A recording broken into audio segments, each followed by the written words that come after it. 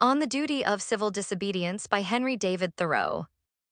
I heartily accept the motto, that government is best which governs least, and I should like to see it acted up to more rapidly and systematically. Carried out, it finally amounts to this which also I believe, that government is best which governs not at all. And when men are prepared for it, that will be the kind of government which they will have. Government is at best but an expedient, but most governments are usually, and all governments are sometimes, inexpedient. The objections which have been brought against a standing army, and they are many and weighty and deserve to prevail, may also at last be brought against a standing government. The standing army is only an arm of the standing government. The government itself, which is only the mode which the people have chosen to execute their will, is equally liable to be abused and perverted before the people can act through it. Witness the present Mexican War, the work of comparatively a few individuals using the standing government as their tool.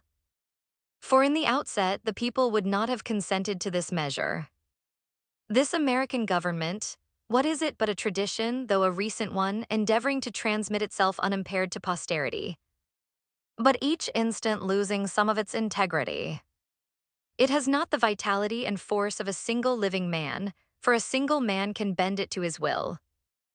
It is a sort of wooden gun to the people themselves, and if ever they should use it in earnest as a real one against each other, it will surely split. But it is not the less necessary for this, for the people must have some complicated machinery or other, and hear its din to satisfy that idea of government which they have. Governments show thus how successfully men can be imposed on, even impose on themselves for their own advantage. It is excellent, we must all allow, yet this government never of itself furthered any enterprise, but by the alacrity with which it got out of its way. It does not keep the country free. It does not settle the West. It does not educate. The character inherent in the American people has done all that has been accomplished, and it would have done somewhat more, if the government had not sometimes got in its way. For government is an expedient by which men would fain succeed in letting one another alone, and, as has been said, when it is most expedient, the governed are most let alone by it. Trade and commerce, if they were not made of India rubber, would never manage to bounce over obstacles which legislators are continually putting in their way, and, if one were to judge these men wholly by the effects of their actions and not partly by their intentions, they would deserve to be classed and punished with those mischievous persons who put obstructions on the railroads. But to speak practically and as a citizen, unlike those who call themselves no government men, I ask for not at once no government, but at once a better government. Let every man make known what kind of government would command his respect, and that will be one step toward obtaining it. After all, the practical reason why, when the power is once in the hands of the people, a majority are permitted, and for a long period continue to rule, is not because they are most likely to be in the right, nor because this seems fairest to the minority, but because they are physically the strongest. But a government in which the majority rule in all cases cannot be based on justice, even as far as men understand it. Can there not be a government in which the majorities do not virtually decide right and wrong, but conscience? In which majorities decide only those questions to which the rule of expediency is applicable? Must the citizen ever for a moment, or in the least degree, resign his conscience to the legislator? Why has every man a conscience then? I think that we should be men first and subjects afterward. It is not desirable to cultivate a respect for the law so much as for the right. The only obligation which I have a right to assume is to do at any time what I think right. It is truly enough said that a corporation has no conscience, but a corporation of conscientious men is a corporation with a conscience. Law never made men a whit more just, and by means of their respect for it, even the well-disposed are daily made the agents of injustice. A common and natural result of an undue respect for the law is that you may see a file of soldiers, colonel, captain, corporal, privates, powder monkeys, and all, marching in admirable order over hill and dale to the wars. Against their wills, aye, against their common sense and consciences, which makes it very steep marching indeed, and produces a palpitation of the heart. They have no doubt that it is a damnable business in which they are concerned. They are all peaceably inclined. Now what are they? Men at all. Or small movable forts and magazines at the service of some unscrupulous man in power. Not a drum was heard, not a funeral note, as his corpse to the ramparts we hurried. Not a soldier discharged his farewell shot o'er the grave where our hero we buried. The mass of men serve the state thus, not as men mainly, but as machines with their bodies. They are the standing army and the militia, jailers, constables, posse comitatus, and c. In most cases, there is no free exercise whatever of the judgment or of the moral sense. But they put themselves on a level with wood and earth and stones, and wooden men can perhaps be manufactured that will serve the purpose as well. Such command no more respect than men of straw or a lump of dirt. They have the same sort of worth only as horses and dogs.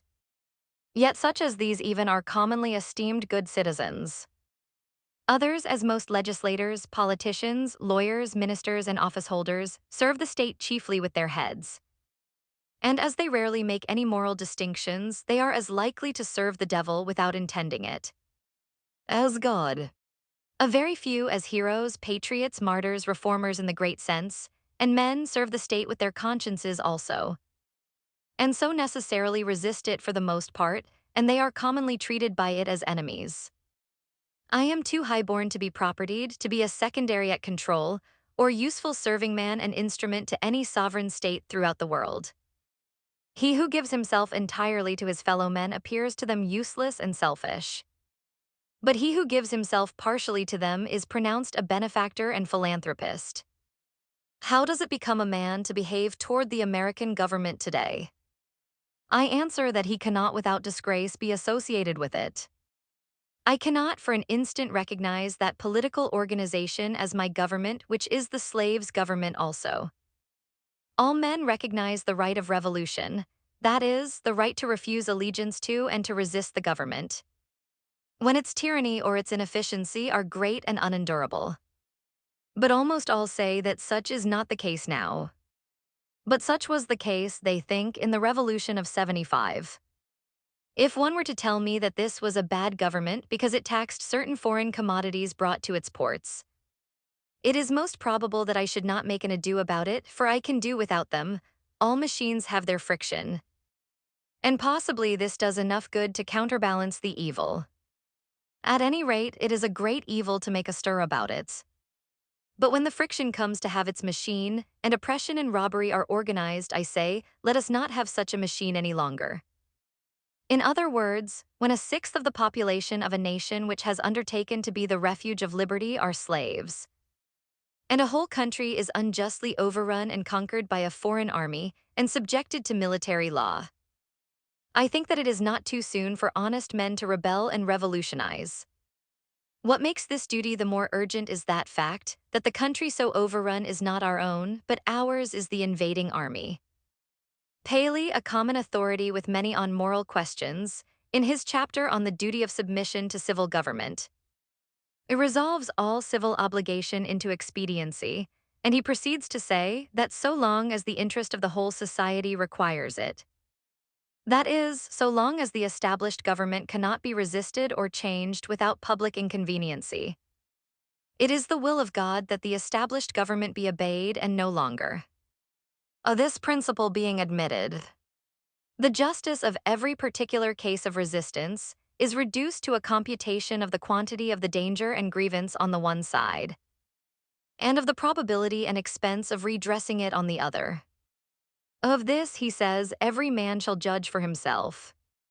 But Paley appears never to have contemplated those cases to which the rule of expediency does not apply, in which a people as well as an individual must do justice, cost what it may. If I have unjustly wrested a plank from a drowning man, I must restore it to him though I drown myself. This, according to Paley, would be inconvenient. But he that would save his life in such a case shall lose it. This people must cease to hold slaves and to make war on Mexico, though it cost them their existence as a people.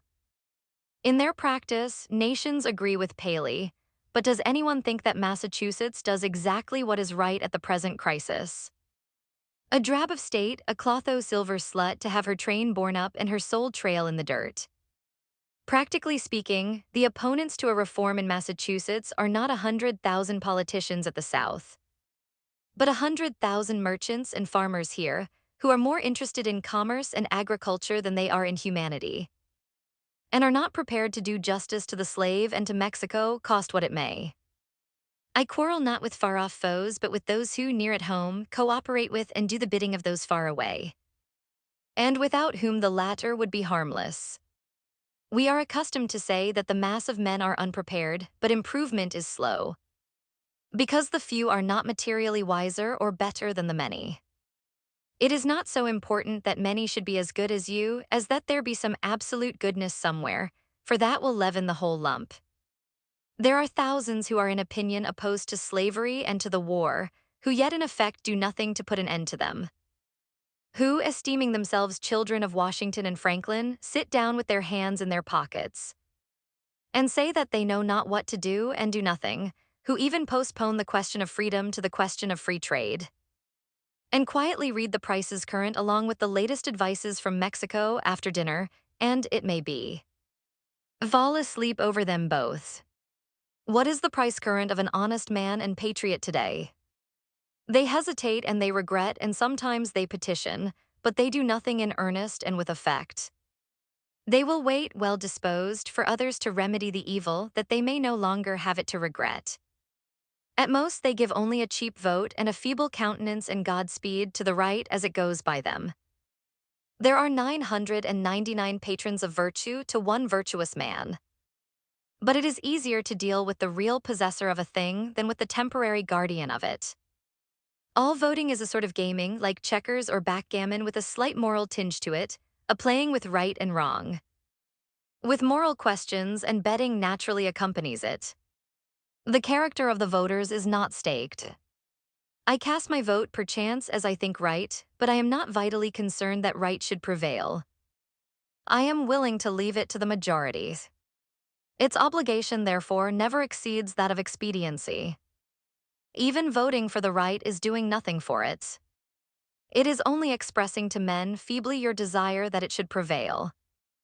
A wise man will not leave the right to the mercy of chance, nor wish it to prevail through the power of the majority. There is but little virtue in the action of masses of men. When the majority shall at length vote for the abolition of slavery, it will be because they are indifferent to slavery, or because there is but little slavery left to be abolished by their vote.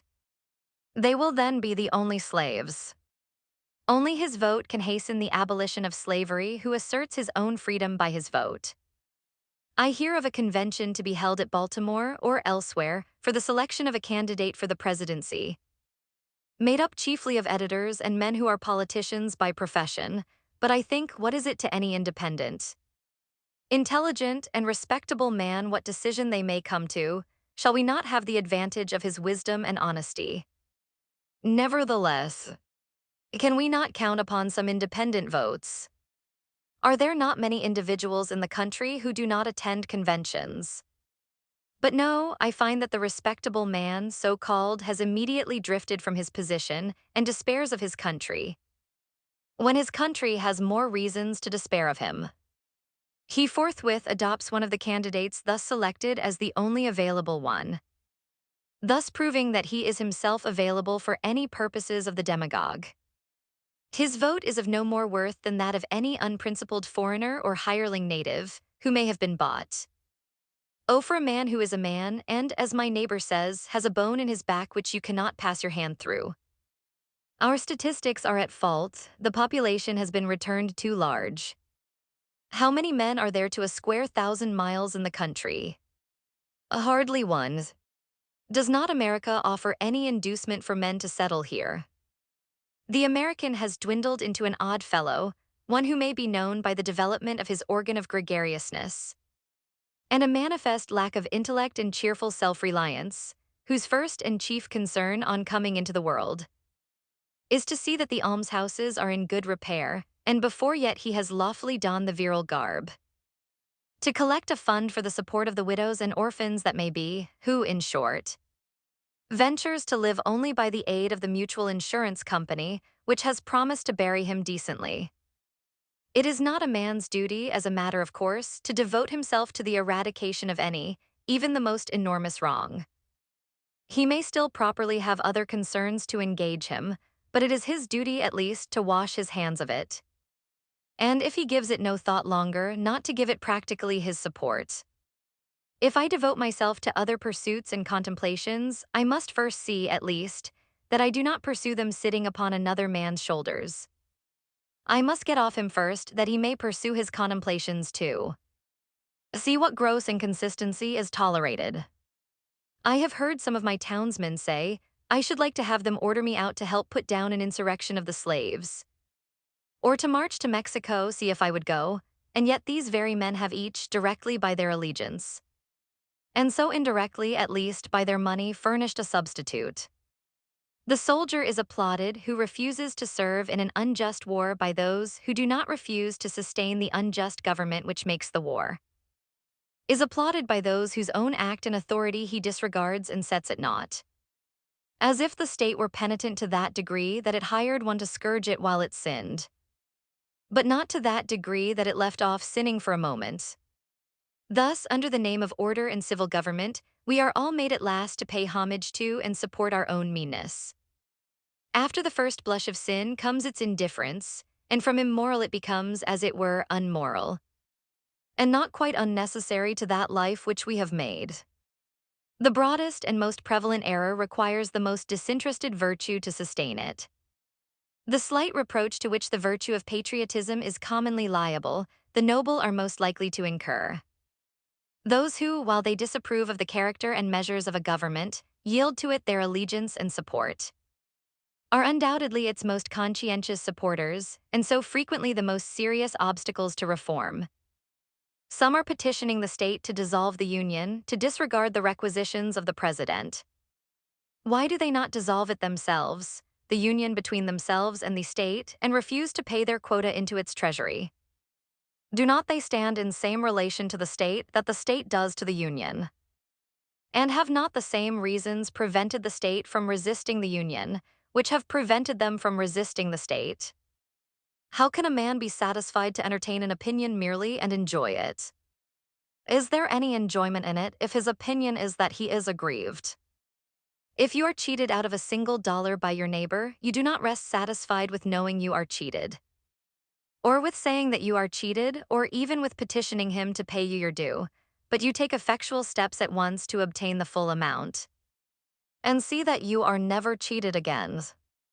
Action from principle, the perception and the performance of right, changes things and relations. It is essentially revolutionary, and does not consist wholly with anything which was. It not only divided states and churches, it divides families. It divides the individual, separating the diabolical in him from the divine. Unjust laws exist. Shall we be content to obey them, or shall we endeavor to amend them and obey them until we have succeeded? Or shall we transgress them at once? Men generally, under such a government as this, think that they ought to wait until they have persuaded the majority to alter them. They think that if they should resist, the remedy would be worse than the evil.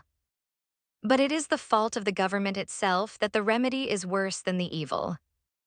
It makes it worse. Why is it not more apt to anticipate and provide for reform? Why does it not cherish its wise minority? Why does it cry and resist before it is hurt? Why does it not encourage its citizens to be on the alert to point out its faults and do better than it would have them?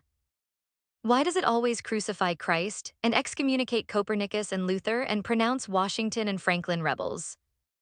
One would think that a deliberate and practical denial of its authority was the only offense never contemplated by government. Else why has it not assigned its definite, its suitable and proportionate penalty? If a man who has no property refuses but wants to earn 9 shillings for the state, he is put in prison for a period unlimited by any law that I know, and determined only by the discretion of those who placed him there. But if he should steal 90 times 9 shillings from the state, he is soon permitted to go at large again. If the injustice is part of the necessary friction of the machine of government, let it go, let it go. Perchance it will wear smooth, certainly the machine will wear out. If the injustice has a spring or a pulley or a rope or a crank exclusively for itself, then perhaps you may consider whether the remedy will not be worse than the evil. But if it is of such a nature that it requires you to be the agent of injustice to another, then I say, break the law. Let your life be a counter-friction to stop the machine. What I have to do is to see, at any rate, that I do not lend myself to the wrong which I condemn. As for adopting the ways which the state has provided for remedying the evil, I know not of such ways. They take too much time and a man's life will be gone. I have other affairs to attend to. I came into this world not chiefly to make this a good place to live in, but to live in it, be it good or bad. A man has not everything to do but something, and because he cannot do everything, it is not necessary that he should do something wrong. It is not my business to be petitioning the governor or the legislature any more than it is theirs to petition me. And if they should not hear my petition, what should I do then? But in this case, the state has provided no way. Its very constitution is the evil. This may seem to be harsh and stubborn and unconciliatory, but it is to treat with the utmost kindness and consideration the only spirit that can appreciate or deserves it. So is all change for the better, like birth and death which convulse the body. I do not hesitate to say that those who call themselves abolitionists should at once effectually withdraw their support, both in person and property, from the government of Massachusetts, and not wait till they constitute a majority of one, before they suffer the right to prevail through them. I think that it is enough if they have God on their side without waiting for that other one. Moreover, any man more right than his neighbors constitutes a majority of one already. I meet this American government, or its representative, the state government, directly and face to face. Once a year, no more, in the person of its tax gatherer. This is the only mode in which a man situated as I am necessarily meets it. And it then says distinctly, recognize me, and the simplest, the most effectual, and in the present posture of affairs. The indispensablest mode of treating with it on this head, of expressing your little satisfaction with and love for it, is to deny it then. My civil neighbor, the tax gatherer, is the very man I have to deal with, for it is, after all, with men and not with parchment that I quarrel. And he has voluntarily chosen to be an agent of the government. How shall he ever know well what he is and does as an officer of the government, or as a man, until he is obliged to consider whether he shall treat me, his neighbor for whom he has respect, as a neighbor and well-disposed man, or as a maniac and disturber of the peace, and see if he can get over this obstruction to his neighborliness without a ruder and more impetuous thought or speech corresponding with his action. I know this well, that if 1,000, if 100, if 10 men whom I could name, if 10 honest men only, if one honest man in this state of Massachusetts, ceasing to hold slaves, were actually to withdraw from this copartnership, and be locked up in the county jail, therefore, it would be the abolition of slavery in America. For it matters not how small the beginning may seem to be, what is once well done is done forever. But we love better to talk about it, that we say is our mission. Reform keeps many scores of newspapers in its service, but not one man. If my esteemed neighbor, the state's ambassador, who will devote his days to the settlement of the question of human rights in the council chamber, instead of being threatened with the prisons of Carolina, were to sit down the prisoner of Massachusetts, that state which is so anxious to foist the sin of slavery upon her sister, though at present she can discover only an act of inhospitality to be the ground of a quarrel with her, the legislature would not wholly waive the subject of the following winter. Under a government which imprisons any unjustly, the true place for a just man is also a prison. The proper place today, the only place which Massachusetts has provided for her freer and less desponding spirits, is in her prisons, to be put out and locked out of the state by her own act, as they have already put themselves out by their principles. It is there that the fugitive slave and the Mexican prisoner on parole and the Indian come to plead the wrongs of his race, should find them on that separate but more free and honorable ground, where the state places those who are not with her but against her. The only house in a slave state in which a free man can abide with honor. If any think that their influence would be lost there, and their voices no longer afflict the ear of the state, that they would not be as an enemy within its walls, they do not know by how much truth is stronger than error, nor how much more eloquently and effectively he can combat injustice who has experienced a little in his own person. Cast your whole vote, not a strip of paper merely, but your whole influence. A minority is powerless while it conforms to the majority. It is not even a minority then, but it is irresistible when it clogs by its whole weight. If the alternative is to keep all just men in prison or give up war and slavery, the state will not hesitate which to choose. If 1,000 men were not to pay their tax bills this year, that would not be a violent and bloody measure, as it would be to pay them and enable the state to commit violence and shed innocent blood. This is, in fact, the definition of a peaceable revolution, if any such is possible. If the tax gatherer or any other public officer asks me, as one has done, "But what shall I do?" my answer is, if you really wish to do anything, resign your office. When the subject has refused allegiance and the officer has resigned his office, then the revolution is accomplished. But even suppose blood should flow. Is there not a sort of blood shed when the conscience is wounded? Through this wound, a man's real manhood and immortality flow out, and he bleeds to an everlasting death. I see this blood flowing now. I have contemplated the imprisonment of the offender rather than the seizure of his goods, though both will serve the same purpose. Because they who assert the purest right, and consequently are most dangerous to a corrupt state, commonly have not spent much time in accumulating property. To such the state renders comparatively small service, and a slight tax is wont to appear exorbitant, particularly if they are obliged to earn it by special labor with their hands. If there were one who lived wholly without the use of money, the state itself would hesitate to demand it of him. But the rich man, not to make any invidious comparison, is always sold to the institution which makes him rich. Absolutely speaking, the more money, the less virtue, for money comes between a man and his objects and obtains them for him. It was certainly no great virtue to obtain it. It puts to rest many questions which he would otherwise be taxed to answer, while the only new question which it puts is the hard but superfluous one: how to spend it. Thus his moral ground is taken from under his feet. The opportunities of living are diminished in proportion as what are called the means are increased. The best thing a man can do for his culture when he is rich is to endeavor to carry out those schemes which he entertained when he was poor. Christ answered the Herodians according to their condition. "Show me the tribute money," said he, and one took a penny out of his pocket, if you use money which has the image of Caesar on it, and which he has made current and valuable, that is, if you are men of the state and gladly enjoy the advantages of Caesar's government. Then pay him back some of his own when he demands it. Render therefore to Caesar that which is Caesar's, and to God those things which are God's, leaving them no wiser than before as to which was which, for they did not wish to know.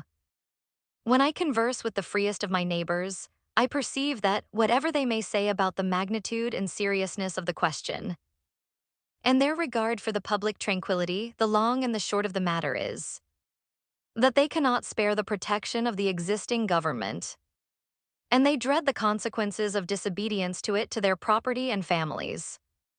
For my own part, I should not like to think that I ever rely on the protection of the state. But if I deny the authority of the state when it presents its tax bill, it will soon take and waste all my property, and so harass me and my children without end. This is hard. This makes it impossible for a man to live honestly and at the same time comfortably in outward respects. It will not be worth the while to accumulate property, that would be sure to go again. You must hire or squat somewhere and raise but a small crop and eat that soon. You must live within yourself and depend upon yourself, always tucked up and ready for a start and not have many affairs. A man may grow rich in Turkey even, if he will be in all respects a good subject of the Turkish government. Confucius said, "If a state is governed by the principles of reason, poverty and misery are subjects of shame. If a state is not governed by the principles of reason, riches and honors are the subjects of shame." No, until I want the protection of Massachusetts to be extended to me in some distant southern port, where my liberty is endangered, or until I am bent solely on building up an estate at home by peaceful enterprise. I can afford to refuse allegiance to Massachusetts and her right to my property and life. It costs me less in every sense to incur the penalty of disobedience to the state than it would to obey. I should feel as if I were worth less in that case. Some years ago, the state met me in behalf of the church and commanded me to pay a certain sum toward the support of a clergyman whose preaching my father attended. But never I myself. Pay it, it said, or be locked up in the jails. I declined to pay. But unfortunately, another man saw fit to pay it. I did not see why the schoolmaster should be taxed to support the priest, and not the priest the schoolmaster. For I was not the state's schoolmaster, but I supported myself by voluntary subscription. I did not see why the Lyceum should not present its tax bill and have the state to back its demand as well as the church. However, at the request of the selectmen, I condescended to make some such statement as this in writing. Know all men by these presents, that I, Henry Thoreau, do not wish to be regarded as a member of any incorporated society which I have not joined. This I gave to the town clerk, and he has it. The state, having thus learned that I did not wish to be regarded as a member of that church, has never made a like demand on me since, though it said that it must adhere to its original presumption that time. If I had known how to name them, I should then have signed off in detail from all the societies which I never signed on to. But I did not know where to find such a complete list. I have paid no poll tax for 6 years. I was put into a jail once on this account for one night, and as I stood considering the walls of solid stone, 2 or 3 feet thick, the door of wood and iron, a foot thick, and the iron grating which strained the light, I could not help being struck with the foolishness of that institution which treated me as if I were mere flesh and blood and bones. To be locked up. I wondered that it should have concluded at length that this was the best use it could put me to, and had never thought to avail itself of my services in some way. I saw that, if there was a wall of stone between me and my townsmen, there was a still more difficult one to climb or break through, before they could get to be as free as I was. I did nor for a moment feel confined, and the walls seemed a great waste of stone and mortar. I felt as if I alone of all my townsmen had paid my tax. They plainly did not know how to treat me, but behaved like persons who are underbred. In every threat and in every compliment there was a blunder, for they thought that my chief desire was to stand the other side of that stone wall. I could not but smile to see how industriously they locked the door on my meditations, which followed them out again without let or hindrance. And they were really all that was dangerous. As they could not reach me, they had resolved to punish my body, just as boys, if they cannot come at some person against whom they have a spite, will abuse his dog. I saw that the state was half-witted, that it was timid as a lone woman with her silver spoons, and that it did not know its friends from its foes.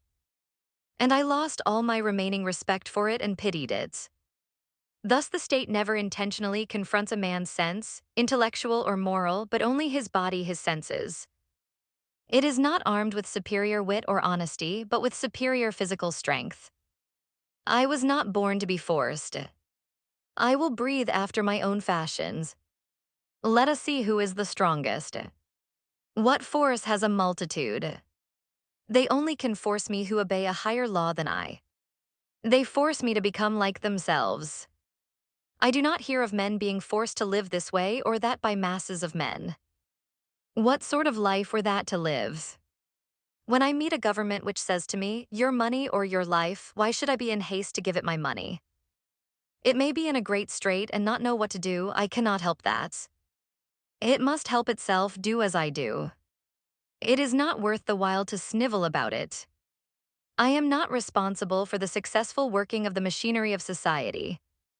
I am not the son of the engineer.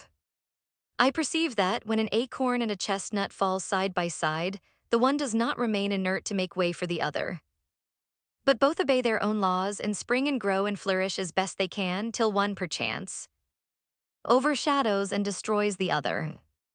If a plant cannot live according to its nature, it dies, and so a man. The night in prison was novel and interesting enough. The prisoners in their shirt sleeves were enjoying a chat and the evening air in the doorway when I entered. But the jailer said, "Come, boys, it is time to lock up," and so they dispersed. And I heard the sound of their steps returning into the hollow apartments. My roommate was introduced to me by the jailer as a first-rate fellow and a clever man. When the door was locked, he showed me where to hang my hat and how he managed matters there. The rooms were whitewashed once a month, and this one at least was the whitest, most simply furnished, and probably the neatest apartment in town. He naturally wanted to know where I came from and what brought me there, and when I had told him, I asked him in my turn how he came there. Presuming him to be an honest man, of course, and as the world goes, I believe he was.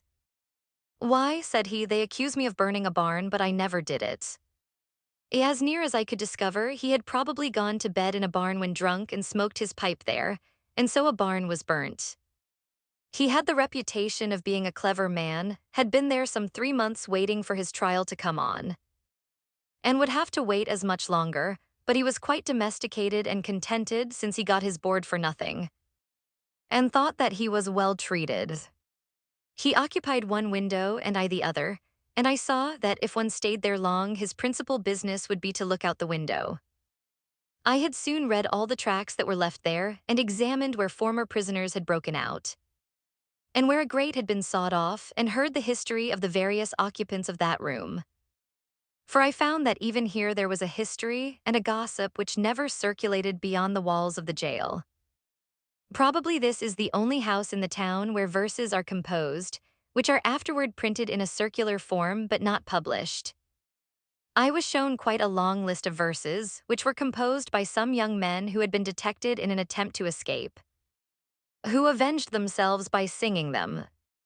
I pumped my fellow prisoner as dry as I could, for fear I should never see him again, but at length he showed me which was my bed, and left me to blow out the lamps. It was like traveling into a far country, such as I had never expected to behold, to lie there for one night. It seemed to me that I never had heard the town clock strike before, nor the evening sounds of the village. For we slept with the windows open, which were inside the grating. It was to see my native village in the light of the Middle Ages, and our Concord was turned into a Rhine stream. And visions of knights and castles passed before me. They were the voices of old burghers that I heard in the streets. I was an involuntary spectator and auditor of whatever was done and said in the kitchen of the adjacent village inn, a wholly new and rare experience to me. It was a closer view of my native town. I was fairly inside of it. I never had seen its institutions before. This is one of its peculiar institutions, for it is a shire town. I began to comprehend what its inhabitants were about. In the morning, our breakfasts were put through the hole in the door in small oblong square tin pans, made to fit and holding a pint of chocolate with brown bread and an iron spoon. When they called for the vessels again, I was green enough to return what bread I had left, but my comrade seized it and said that I should lay that up for lunch or dinner. Soon after, he was let out to work at haying in a neighboring field, whither he went every day and would not be back till noon. So he bade me good day, saying that he doubted if he should see me again. When I came out of prison, for someone interfered and paid the tax, I did not perceive that great changes had taken place on the common, such as he observed who went in a youth and emerged a gray-headed man, and yet a change had to my eyes come over the scene. The town and state and country, greater than any that mere time could affect. I saw yet more distinctly the state in which I lived. I saw to what extent the people among whom I lived could be trusted as good neighbors and friends, that their friendship was for summer weather only, that they did not greatly purpose to do right, that they were a distinct race from me by their prejudices and superstitions, as the Chinamen and Malays are, that in their sacrifices to humanity they ran no risks, not even to their property, that after all they were not so noble, but they treated the thief as he had treated them and hoped, by a certain outward observance and a few prayers, and by walking in a particular straight though useless path from time to time, to save their souls. This may be to judge my neighbors harshly, for I believe that most of them are not aware that they have such an institution as the jail in their village. It was formerly the custom in our village, when a poor debtor came out of jail, for his acquaintances to salute him. Looking through their fingers, which were crossed to represent the grating of a jail window, "How do ye do?" My neighbors did not thus salute me, but first looked at me, and then at one another, as if I had returned from a long journey. I was put into jail as I was going to the shoemaker's to get a shoe which was mended. When I was let out the next morning, I proceeded to finish my errand, and having put on my mended shoe, joined a huckleberry party who were impatient to put themselves under my conduct, and in half an hour, for the horse was soon tackled, was in the midst of a huckleberry field on one of our highest hills, 2 miles off, and then the state was nowhere to be seen. This is the whole history of my prisons. I have never declined paying the highway tax, because I am as desirous of being a good neighbor as I am of being a bad subject. And as for supporting schools, I am doing my part to educate my fellow countrymen now. It is for no particular item in the tax bill that I refuse to pay it. I simply wish to refuse allegiance to the state, to withdraw and stand aloof from it effectually. I do not care to trace the course of my dollar, if I could, till it buys a man or a musket to shoot one with. The dollar is innocent, but I am concerned to trace the effects of my allegiance. In fact, I quietly declare war with the state, after my fashion, though I will still make use and get what advantages of her I can. As is usual in such cases, if others pay the tax which is demanded of me, from a sympathy with the state, they do but what they have already done in their own case. Or rather, they abet injustice to a greater extent than the state requires. If they pay the tax from a mistaken interest in the individual taxed, to save his property or prevent his going to jail, it is because they have not considered wisely how far they let their private feelings interfere with the public good. This, then, is my position at present. But one cannot be too much on his guard in such a case, lest his actions be biased by obstinacy or an undue regard for the opinions of men. Let him see that he does only what belongs to himself and to the hour. I think sometimes why this people mean well, they are only ignorant, they would do better if they knew how. Why give your neighbors this pain to treat you as they are not inclined to? But I think, again, this is no reason why I should do as they do, or permit others to suffer much greater pain of a different kind. Again, I sometimes say to myself, when many millions of men, without heat, without ill will, without personal feeling of any kind, demand of you a few shillings only, without the possibility, such is their constitution, of retracting or altering their present demand, and without the possibility on your side of appeal to any other millions, why expose yourself to this overwhelming brute force? You do not resist cold and hunger, the winds and the waves, thus obstinately. You quietly submit to 1,000 similar necessities. You do not put your head into the fires. But just in proportion as I regard this as not wholly a brute force, but partly a human force, and consider that I have relations to those millions as to so many millions of men, and not of mere brute or inanimate things, I see that appeal is possible, first and instantaneously from them to the maker of them, and secondly, from them to themselves. But if I put my head deliberately into the fire, there is no appeal to fire or to the maker of fire, and I have only myself to blame. If I could convince myself that I have any right to be satisfied with men as they are, and to treat them accordingly, and not according, in some respects, to my requisitions and expectations of what they and I ought to be, then, like a good Mussulman and fatalist, I should endeavor to be satisfied with things as they are, and say it is the will of God. And above all, there is this difference between resisting this and a purely brute or natural force, that I can resist this with some effect. But I cannot expect, like Orpheus, to change the nature of the rocks and trees and beasts. I do not wish to quarrel with any man or nations. I do not wish to split hairs, to make fine distinctions, or set myself up as better than my neighbors. I seek rather, I may say, even an excuse for conforming to the laws of the land. I am but too ready to conform to them.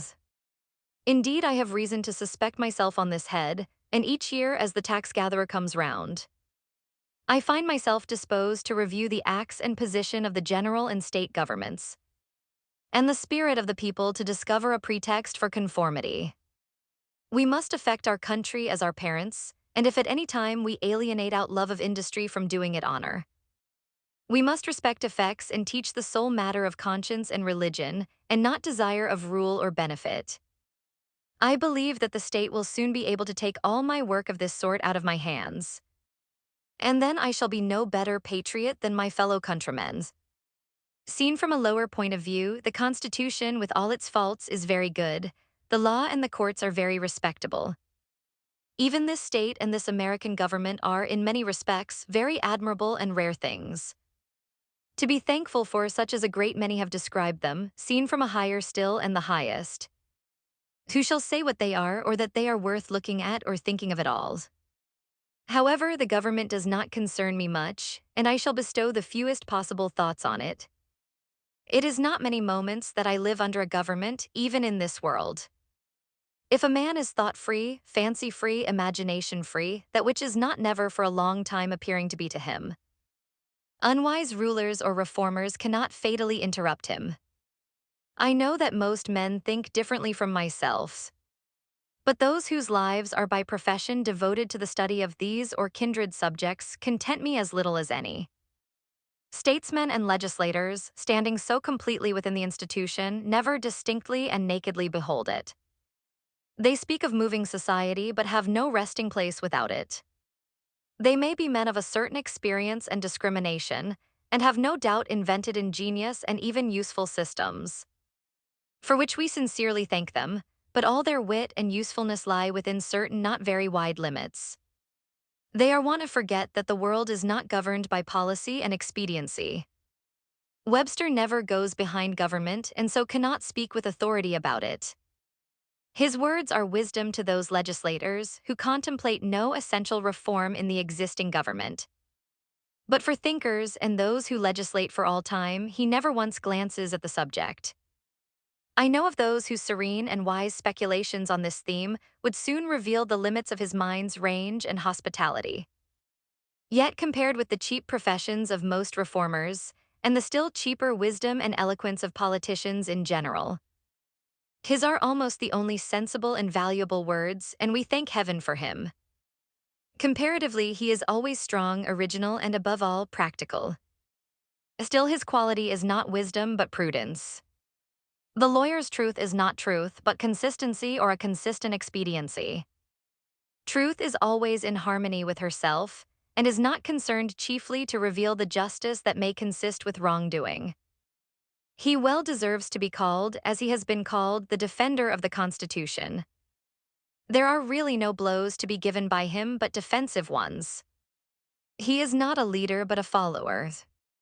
His leaders are the men of 87. I have never made an effort, he says, and never proposed to make an effort. I have never countenanced an effort, and never mean to countenance an effort to disturb the arrangement as originally made, by which the various states came into the Union. Still thinking of the sanction which the Constitution gives to slavery, he says, because it was part of the original compact, let it stand. Notwithstanding his special acuteness and ability, he is unable to take a fact out of its merely political relations, and behold it as it lies absolutely to be disposed of by the intellect. What, for instance, it behoves a man to do here in America today with regard to slavery, but ventures, or is driven, to make some such desperate answer as the following. While professing to speak absolutely and as a private man, from which what new and singular code of social duties might be inferred. The manner, says he, in which the governments of those states where slavery exists are to regulate it, is for their own consideration, under the responsibility to their constituents, to the general laws of propriety, humanity, and justice, and to God. Associations formed elsewhere, springing from a feeling of humanity or any other cause, have nothing whatever to do with it. They have never received any encouragement from me, and they never will. They who know of no purer sources of truth, who have traced up its stream no higher, stand and wisely stand by the Bible and the Constitution, and drink at it there with reverence and humanity. But they who behold where it comes trickling into this lake or that pool, gird up their loins once more, and continue their pilgrimage toward its fountainhead. No man with a genius for legislation has appeared in America. They are rare in the history of the world. There are orators, politicians, and eloquent men by the thousand. But the speaker has not yet opened his mouth to speak who is capable of settling the much vexed questions of the day. We love eloquence for its own sake, and not for any truth which it may utter or any heroism it may inspire. Our legislators have not yet learned the comparative value of free trade and of freedom, of union and of rectitude to a nation. They have no genius or talent for comparatively humble questions of taxation and finance, commerce and manufactures and agriculture. If we were left solely to the wordy wit of legislators in Congress for our guidance, uncorrected by the seasonable experience and the effectual complaints of the people, America would not long retain her rank among the nations. For 1800 years, though perchance I have no right to say it, the New Testament has been written.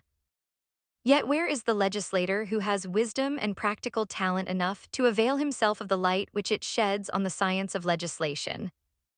The authority of government, even such as I am willing to submit to, for I will cheerfully obey those who know and can do better than I. And in many things even those who neither know nor can do so well, is still an impure one, to be strictly just. It must have the sanction and consent of the governed. It can have no pure right over my person and property but what I concede to it. The progress from an absolute to a limited monarchy, from a limited monarchy to a democracy, is a progress toward a true respect for the individual. Even the Chinese philosopher was wise enough to regard the individual as the basis of the empire. Is a democracy, such as we know it, the last improvement possible in government? Is it not possible to take a step further towards recognizing and organizing the rights of man? There will never be a really free and enlightened state until the state comes to recognize the individual as a higher and independent power, from which all its own power and authority are derived, and treats him accordingly. I please myself with imagining a state at last which can afford to be just to all men, and to treat the individual with respect as a neighbor, which even would not think it inconsistent with its own repose if a few were to live aloof from it, not meddling with it nor embraced by it, who fulfilled all the duties of neighbors and fellow men. A state which bore this kind of fruit and suffered it to drop off as fast as it ripened would prepare the way for a still more perfect and glorious state, which also I have imagined but not yet anywhere seen.